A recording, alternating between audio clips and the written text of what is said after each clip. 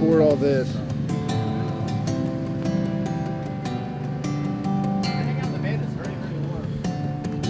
Layers. Lots on layers. Lots on layers. Checking in at 35, 43 for Clemson, 31 over in Lawrence at this time. Well, we're going to see these temperatures bump down maybe a degree or two. I fished out here quite a bit, and you know, I started my career right here on Lake Hartwell, and got my first check here, big check here, $10,000. So cool.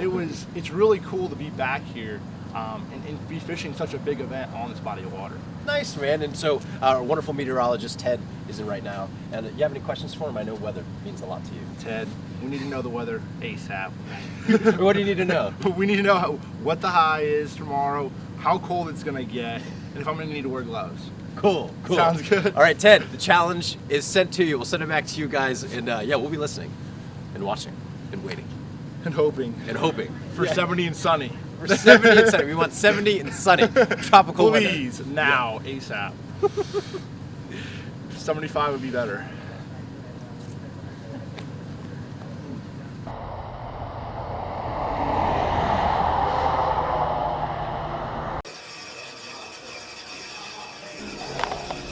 Eight days till the Classic.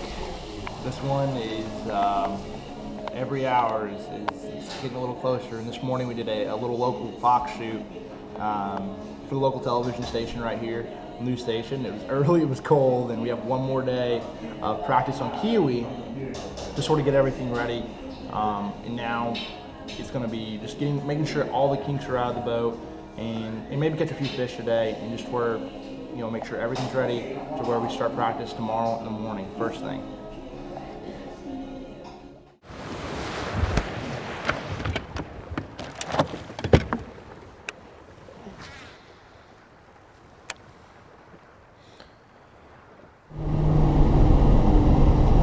Basically right now all I'm doing is spending time looking for bait.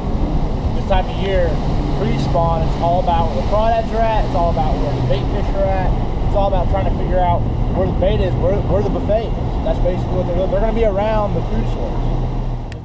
You know, casting is really important, but when I was little, all I would do back in the day, like when I was 14, 15 years old, I had nothing to do. I'd stay at the house, and I'd bring a cup out, and I'd pitch in a cup for 2, 3, 4 hours at a time.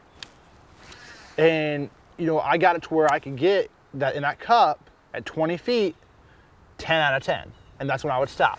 And so it was sort of funny because the boat shows at 14, I could pitch in that cup and we'd have little competitions and stuff. And I'd pitch in that cup and we'd have little competitions where we put money on the line. And I'd be like, I'm in on this. I'm 14 years old and there's all these, you know, grown guys out there and I'm pitching in the cup and I'm taking all their money. I think one time I took it, and we're only putting $1 up for a round. I think I made $120 at a boat show pitching in the cup because everybody got in over like 4 days or something. So, but that was something that was really important to me, is getting my mechanics right. And if my mechanics were right, everything else would come. I can't hide from these units. It's not possible.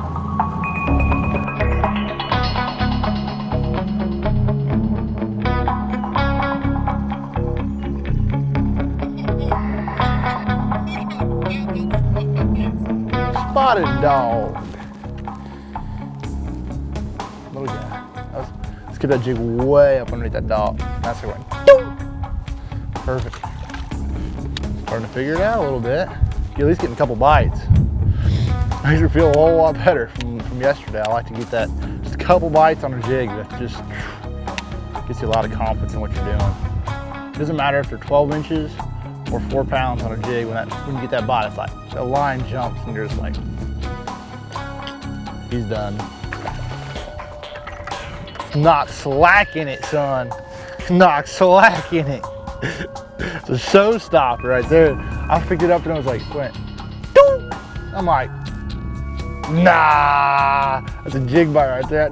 Doo! And he dropped it. In spots, a lot of times what they'll do is they'll grab that, they're eating crawdads, they'll go in there and just grab it, hit it real hard, and they'll drop it to kill it, and then they'll go back and eat it. I shook it there and went, picked it up and like, oh no, you did.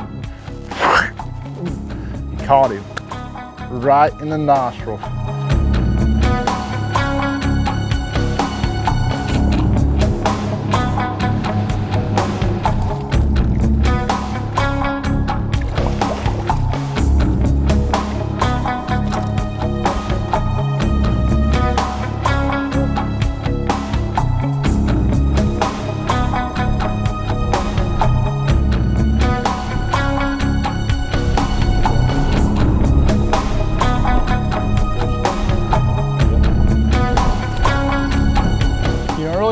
morning. It was cold.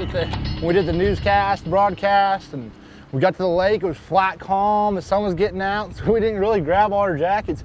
And then now this weather's changed a whole different way. It's blowing 25 miles an hour out of the north. The weather's definitely gonna play a huge role in this Classic. There he is. Pretty good one too.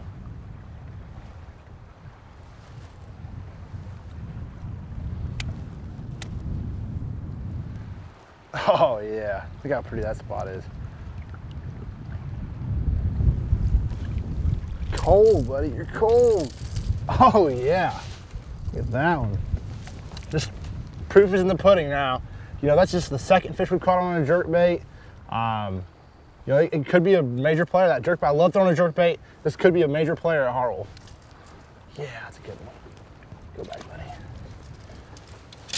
8 days till the Classic. This is where it really is gonna count. You know, tonight we're gonna have to sit down, we're gonna get off the water here in about an hour and really get all our equipment ready to start practice and sort of get a game plan figured out. Because, you know, I just don't necessarily go out, and a lot of times in practice I'll go out and just, you know, play it by ear, but I have an idea on this lake from fishing it so much how I want to dissect it. You know, you can't try to go fish 50,000 acres of Lake Hartwell and expect to, you know, cover it all in 3 days or even 4. So we're going to try to get a game plan and try to figure out and just try to figure out what's going on in each part of the lake and just get a little taste of what's going on and get that game plan going tonight. Okay. So I just got a call from Raymond at Academy, and here's what's going down.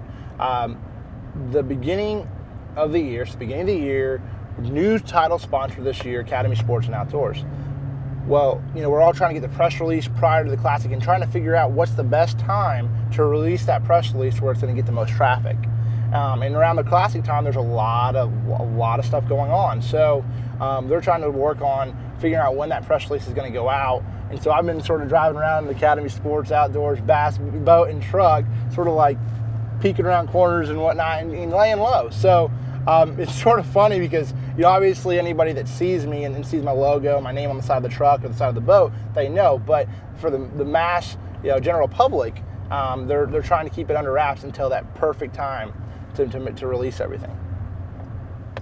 You know, we made it to the house, perfect place on the lake. The weather doesn't look like it's going to cooperate that much, and I ordered some Under Armour stuff. It didn't show up. So with it being pretty cold, I think the low tomorrow morning is supposed to be around 25. It's going to be pretty interesting. I don't even know if I have a pair of gloves in the boat, truthfully. We might be making a trip to the Academy here before too long. A lot of guys don't eat out there on the water, and I gotta have plenty of stuff. Just worry, especially when it's cold, your body's working so hard just to keep yourself warm that if you don't keep yourself nourished and have some food, then you're gonna be in trouble. So this keeps me warm, gets me ready to go, and keeps my mind mentally. You gotta understand, fishing is a mental game, and a lot of times, if you don't feed your body, then you can't mentally stay up on top of what you need to be doing. As you could tell, we're in the Academy parking lot.